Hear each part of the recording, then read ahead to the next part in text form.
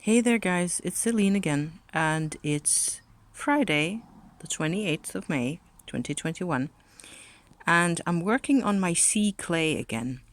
So, a couple of weeks ago, I showed you this one, the die, the Tibetan die that I made, and there's the 6 Tibetan ideograms or whatever you want to call those.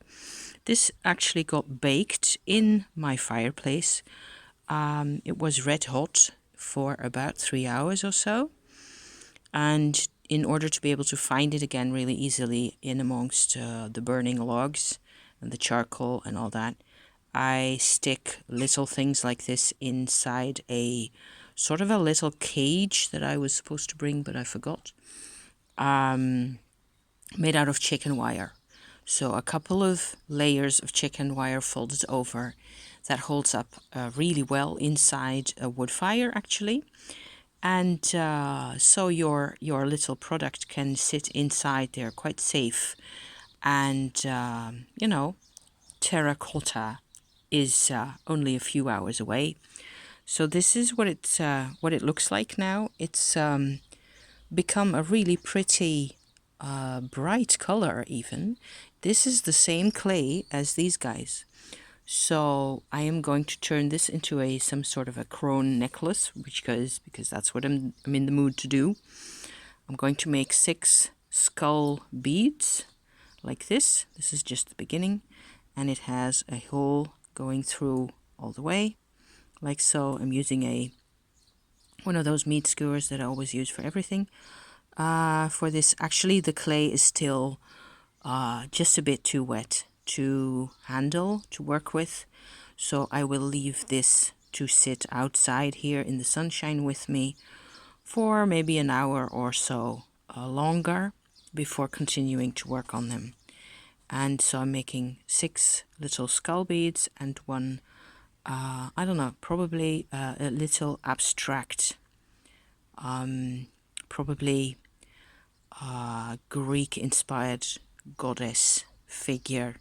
So one that isn't all, belly and boobs and stuff like that, but more of a crone goddess. I will try to find a link for you guys that you can have a look at for the type of goddess that I will be making. These were found in Greece, in the region of Greece and the Eastern Mediterranean. These statuettes, they're still found, I think. Lots of them. They're really old. So that's what's inspiring me for this one. And I will, have 3 skulls on either side and a couple more probably shop-bought beads with to add a bit of color, and then string the whole thing on a string of some sort. And as always, I will, get back to you when all that is done. So for now, I'm just going to go back to my novel because I'm enjoying my sunshine. I'm going to sit here as long as possible, and because we need to do a bit of recuperating in here. So, but I thought you'd enjoy to see the finished product on this one. Certainly, I'm quite pleased with how it turned out. I have used it a few times. I still have to look up all the meanings of the background of all this Tibetan dye business. So far, I haven't decided to buy the divination material, so the book and the cards and all that's supposed to go with this. I feel it needs more time for me to study this and to sort of get involved in this. It's just somehow not really the right time for me. This was an experiment to test out what this clay was going to do, and I'm really happy with how my dye turned out. It's quite solid, quite tough.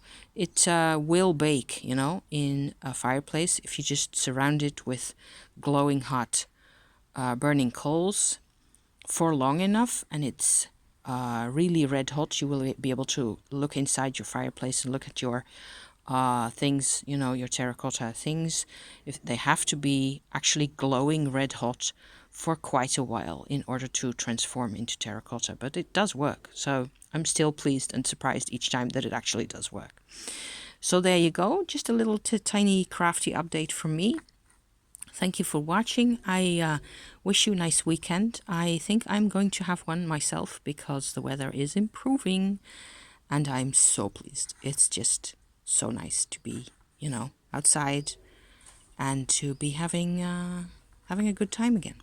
Thank you. See you next time. Bye bye for now.